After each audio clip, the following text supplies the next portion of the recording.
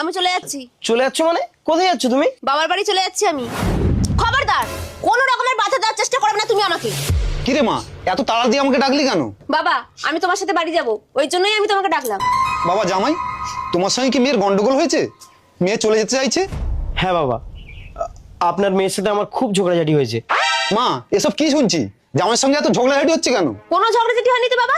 ঠিকঠাক করে বউয়ের চাহিদা মেটাতে পারে না, ঠিকঠাক করে বউকে খেতে দিতে পারে না, তাই আমি ঠিক করেছি ওর সাথে আর আমি থাকবো না। একদম মিথ্যে কথা বলবে না।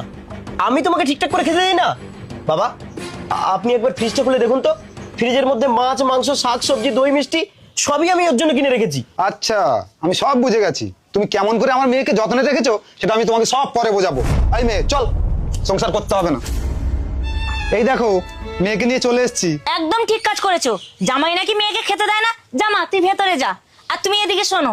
হ্যাঁ, কি হয়েছে বলো। বলছি, বাড়িতে তো আনাজ শাক কিছুই নেই। মেয়ে এসছে, কি রান্না করব? ঘরে আলু আছে না? আজ থেকে শুধু আলু ভাতে ভাত হবে। আচ্ছা ঠিক আছে।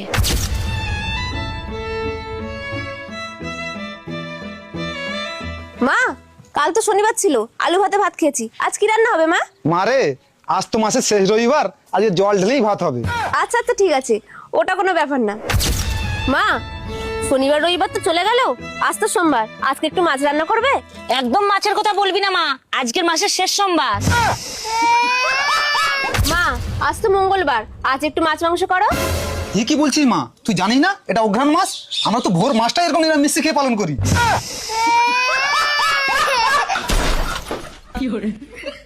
আরে কি রে মা, কোথায় চললি? চলে যাচ্ছে আমি আমার স্বামীর বাড়ি।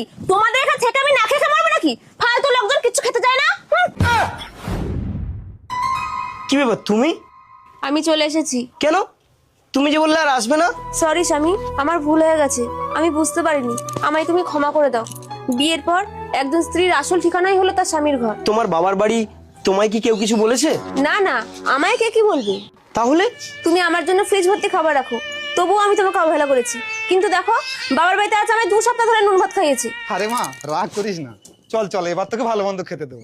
না না বাবা, তোমাদেরকে আর আমি ভালো মন্দ খেতে দিতে হবে না, আমি না খাই তাও ভালো, তবুও আমি স্বামীর ঘরেই পড়ে থাকবো। আরে মা, রাগ করিস না, আমরা জেনে শুনেই এই বুদ্ধিটা করেছিলাম, যাতে তোকে একটু শিক্ষা দিতে পারি।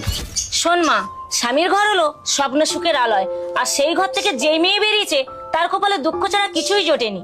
মা, আমরা চিরকাল বাঁচবো না, আর বাঁচলেও হয়তো তোকে চিরজীবন খেতে দিতে পারবো না, কিন্তু একজন স্বামী, সে আমৃত্যু কাল অবধি তার স্ত্রীকে বুকে আগলে রাখে। বন্ধুরা, প্রত্যেকটা নারীর জীবনে স্বামীর ঘর ও স্বামী হলো তার একমাত্র সম্পদ।